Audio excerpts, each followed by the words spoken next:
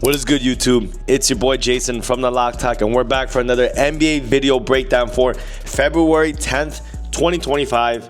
Hey man, it's Money Making Monday. So guys, if you guys want to go crush the books with me, make sure you watch the entire video. I'm going to break down every single NBA game for today. And today we're off a amazing week. Just to talk about some of my stuff in premium, we're up over 10 units on the week. We had an amazing with 3 sweeps throughout that week. So I'm hoping to go do it again. Yesterday was the Super Bowl. I didn't have a winning day yesterday, but I did have a big play on the Eagles first half. That was a blowout winner, but just take a look at how we did this past week. If you do want to join us in premium, make sure you go to that link down below in the description or in the pinned comment. There are ways for you to join for free. Sign up on NOVIG or Vivid Picks. 2 different apps are available in almost every state. Use our promo code or link, and you'll get a free week with us in premium. Just let me know. Shoot me a DM on my Instagram, and I'll get you added. If not, if you want to just join in premium for the day, I'll put a special discount down below. You'll get up to 50% off your daily card. If you want a longer term package, let me know. Here, it's 100% free. You can hear every single thought I got for the NBA game. But of course, if you want exactly what I'm giving out, exactly what I'm playing, you gotta join the premium chat. Join over the 1,000 people who have come in through our chat and totally rocked it with us, guys. So let's talk about the games. A big slate, so I want you guys just to be prepared. We will be talking about a lot of games today, man. So if you're new and if you're not been subscribed, please hit that subscribe button and leave a comment. Who do you guys like and who did you guys have for the Super Bowl, man? I had the Eagles. We won. Blowout winner. But, you know, football's done. Now it's time to focus on NBA and NCAA basketball. My favorite sports, man, besides UFC, of course. But let's go rock it and roll, man. Let's go talk about the first game I see on the board. And the first game I do see on the board is the Timberwolves against the Cleveland Cavaliers. This is a 7 p.m. Eastern time start. Big thing on this is that Edwards and Conley are listed as game time decisions. The spread is very big. Cleveland 9.5-point favorites. And I'll be honest, man, look, if Edwards is not playing, I mean, this team is nobody. They still don't have Randall. He is also out. DiVincenzo is also out. So 3 big pieces. I imagine because the spread's 9.5 that they're not playing. And especially if Edwards is not playing, there's no way I think they can even cover this. This could be an easy dub for the Cleveland Cavaliers, especially early. I think Cleveland, they usually come out pretty fast. They're one of the best covering teams in general at home. And I'll be honest, even if Edwards and Randall did play, I think they could still beat them by double digits.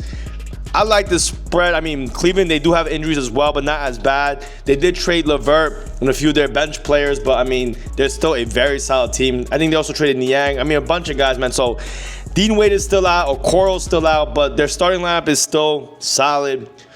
Garland, Mitchell, Allen, Mobley, Strus is now the starter again. So, I mean, I think, you know, it's a solid team. I think they can beat this team by double digits, especially if Edwards and Conley both do not play. But obviously, beware the injury report as of right now. It's like they're 50-50. So, but it looks like by the line that they're not playing. I think if Edwards does play, this line will probably be like a 5 to 6 point game.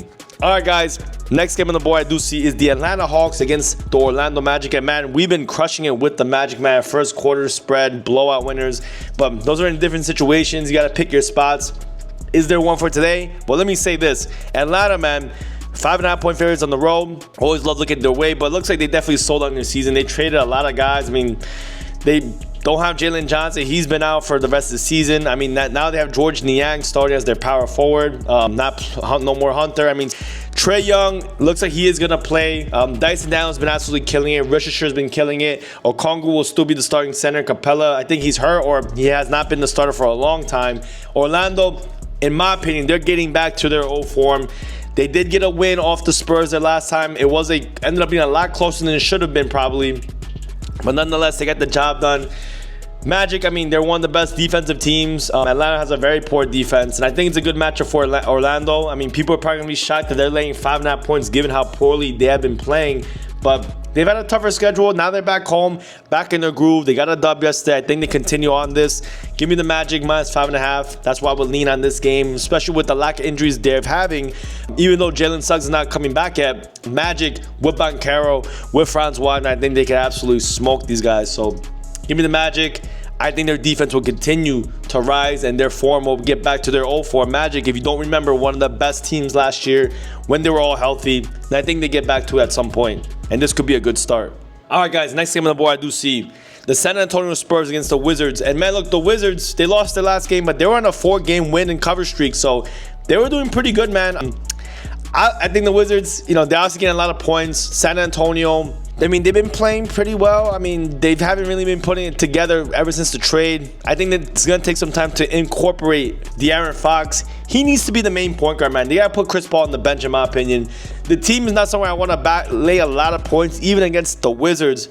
Yes, they have Wembanyama. There's a huge mismatch with him and this Wizards team. So I think, maybe you could look at some of his props, but they're always very, very inflated. Wizards, looks like they're getting a lot of love, man, ever since they've been getting on this little win streak. Jordan Poole's been stepping up. Coulibaly, Carrington, all these guys have really been stepping it up. I just think it's too many points. I do think the Spurs will win this game. Am I going to be comfortable laying this many points with how they've been playing? No. Fox is good, but the chemistry has not been there, man. I think maybe a few more games they'll get back together. Maybe this will be the game to get a nice dub under them, a big blowout win, but I'm not willing to go step in front of that. There's a lot of the games on the board I would bet on, but if I was to make a lean, I would lean maybe Washington, maybe in the first quarter, first half. But there's no way I want to lay 11.5 points, even though the Spurs are playing such a trash team like the Wizards. But that's where I would go. All right, next game on the board, we got the Boston Celtics against the Miami Heat. Boston laying 6 points on the road. Seems a little bit low, right? They just laid 4.5 points, 5 points to the Knicks. I think the Knicks are much, much better than the Heat. But the thing is, Brown and Tatum are game time decisions. So as I'm recording this video, it's hard for me to make a prediction on this. I do think Boston should win and cover this game if they're all healthy. But as of right now, I can't really say that with confidence if I don't know the health of Tatum and Brown. If you're new to this, NBA injuries are the most important thing probably in anything that you cap. And unfortunately, they're so random. It's hard to get really good information here and there. But again, if you do want to know, you follow my Twitter or my Instagram. Sometimes I put up updates in my Telegram channel or my broadcast channel. But as of right now, I can't really say and give you a lot of confidence if Tatum and Brown are playing. Tatum, he has a right patella injury right now, and then Brown, he also has another type of injury. He has a knee injury, so maybe they don't play him. Obviously they don't want to rush them and get them hurt. So, as of right now, if they don't play, I like the Heat. I think this line's a little bit fishy. A lot of money's on the Celtics as far as I'm seeing where the betting's at. So, I'll be honest, I'll take a stab at this. Give me the Heat +6. On paper, the Celtics are better than every team, man. But I think they even though they've definitely stepped it up, they got a big win against the Knicks. This has been a trend, man. They get a big win, they lose the next one. Maybe Brown and Tatum don't play. This line is definitely very fishy. I'll roll with the Heat +6 in this game. It's just a weird situation for me. So I think the Heat +6, give me it. If they both play and they lose, it is what it is. But I like the Heat, man. Give me the Heat +6. All right, guys, I have 6 more games to talk about. You've been with me this long, man. Guys, hit that subscribe button. Make sure you don't miss any of these breakdowns. I love coming up here and dropping these gems, bro. So let's talk about this next game. We got the Charlotte Hornets against the Brooklyn Nets. Charlotte, they have a bunch of guys in this injury report, man. It looks like Mark Williams is coming back. It's kind of weird. The whole Connect trade ended up not working out. So Charlotte will get their main center back. I don't know how it's going to be. It's kind of like hanging out with your ex-girlfriend or something. But hey, they're playing against the Brooklyn Nets team who has been playing pretty well, man. But they've not been the same since Ben Simmons was traded, in my opinion. We actually bet their under team total last game they played, and we won by a half point. They kind of stepped it up, but look, Brooklyn laying 4 points. I think this game should be a pick, honestly, especially if LaMelo Ball is playing. Bridges will be playing. Both teams are not teams I want to back heavily. I don't want to lay any points with any of these teams. I think Charlotte could, especially if LaMelo Ball plays, can win this game outright. So give me the Hornets +4. On paper, they're both terrible. Both of these teams don't really have too much to play for. But I think if LaMelo Ball plays, Hornets have the chance to beat almost any team, or at least keep it somewhat competitive, because he's really the heart of this team. And he's an incredible player, man. He's a game changer. But given how bad these teams are, I can't lay points to the Nets, man. Hornets +4 is where I would go. All right, guys, next game. We got 5 more left. The Golden State Warriors against the Milwaukee Bucks. Golden State laying 6.5 points. And I was like, what? But Giannis is out, man. He's not playing the Bucks. And as you know, Giannis is literally the heart and soul of this team. Can Milwaukee win without him? Yeah, maybe. But, hey, man, look. Since the trade, Jimmy Butler has definitely put some health or some excitement into this Golden State Warriors team. I don't know why. I don't think Jimmy Butler is really... I think he's very good, but I don't know why you get that excited. But hey, they got a nice win last time out when the Warriors played the Chicago Bulls. The Chicago Bulls are not a good team, bro. Ever since they've been playing good teams like the Lakers, I would even call Utah healthy a very good team. Phoenix, they have not been playing good. They did beat the Orlando Magic, but I don't know. That's a weird situation. I don't know how Orlando ended up losing that game, but I digress. Warriors, Steph Curry is also a game time decision, so I'd also be careful there. But with the line, the way it looks, I think he's going to play. Simply put, man, if Giannis doesn't play, I do not want to bet on the Bucks, but I also don't think, though, even without Giannis, I don't think the Warriors are 7 points better than the Bucks. That's just my opinion on this game. But I do think they are the better team, though. I think the Warriors will probably win. I think there's ways you can bet props in this game. It's probably a much better play given how poorly the Milwaukee Bucks defense has been, especially without Giannis. But I do think it could be somewhat competitive, man. I think Lillard and Portis and guys like that can actually make it somewhat competitive. So I'm a little skeptical to lay 7 points or 6.5 points with the Warriors. It's really close to that key number of 7. So I'd be careful, guys. But for the game side prediction, I think the Warriors probably win, but maybe the Bucks cover. All right, guys, let's talk about this next game, bro. Another West Coast game, and this one's interesting. I think the Pelicans against the Oklahoma City Thunder, man. OKC laying 15.5 points, and you might think, where are all the injuries? Well, New Orleans doesn't have any major injuries that have not existed already, right? Obviously, they traded Ingram, which is kind of sad, man. B.I. I thought was a big part of this team, but now it looks like Alvarado will be the starting point guard, McCollum's the shooting guard, Williams, power forward, Trey Murphy, small forward position, and Misi will be the center. OKC looks like they have their entire lineup, man. They did not play that well with their timeline being back. I think maybe Chet Holmgren needs a few more games to get back in the system, get the chemistry back, even though they've all played with each other for such a long time. But OKC laying 15.5 points is still a lot, man. They could definitely blow out this Pelicans team. In my opinion, bro, if they got Zion, if they got a few of their guys, it's not like they're totally out of it. Yes, they have not won any of their last 5 games. They're 0-5 in their last 5. But in terms of covering, they're 2-3. Not been too bad. They covered against Sacramento and they covered against Boston. So, OKC is really good at home. OKC is better everywhere on paper. Things like that. They have a really, really good defense. With Chet being back, but the thing is, the last time Chet played, right, they actually ended up having a very, very, very tough game against the Toronto Raptors. They did win that game, but they did not cover. They won by 12 points. Hey, look, man, these are games that maybe they could be a little bit sleepy. Maybe the chemistry is just not there. I don't know, but I don't want to lay 15.5 points with OKC. I would take the Pelicans maybe early. Pelicans, with Zion, all those guys playing, they can still be somewhat competitive. Maybe they still get blown out by 12 to 11 points, but 16 points is a lot, man. You're really hoping for a blowout. Of course, the Thunder can do that, but just given how Chet has played with the team, maybe a few more games, then they could get into that type of mode. But right now, I would get the points with the Pelicans, but not my favorite bet on the board. There are some props I think that could probably be really good given how fast a pace Pelicans play. But yeah, give me the Pelicans plus 15.5 or maybe first half. All right, guys. Next game on the board, we got the Sacramento Kings against the Dallas Mavericks. Dallas laying 1 point. Max Christie game time decision. PJ Washington game time decision. Sacramento looks to be fully healthy. The crazy thing is, man, Anthony Davis is hurt. He's going to be out for a little bit while with an abductor injury. It's kind of insane. It looks like they made the right move, man. Lakers got Luka. Davis obviously still always injured, man. I don't know what it is, bro. But if he was back, it'd be a different story, bro. But I digress. I think with the way the Sacramento Kings been playing, I just don't think they're that great of a team, bro. They have not been playing well.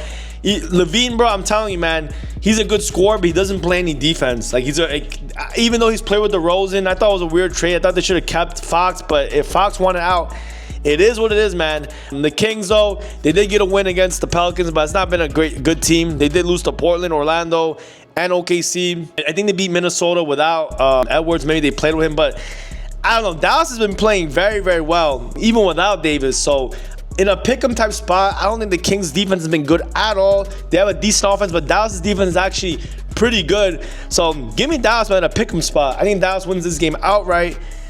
Yeah, but obviously, you gotta see PJ and Christie play. I think they play, but obviously, Beware the injury report, guys. Just watch. All right, guys, in the last 2 games, I think these 2 games are the best ones, man, especially with this next game, man. We've been making so much money with both these teams, but one in particular.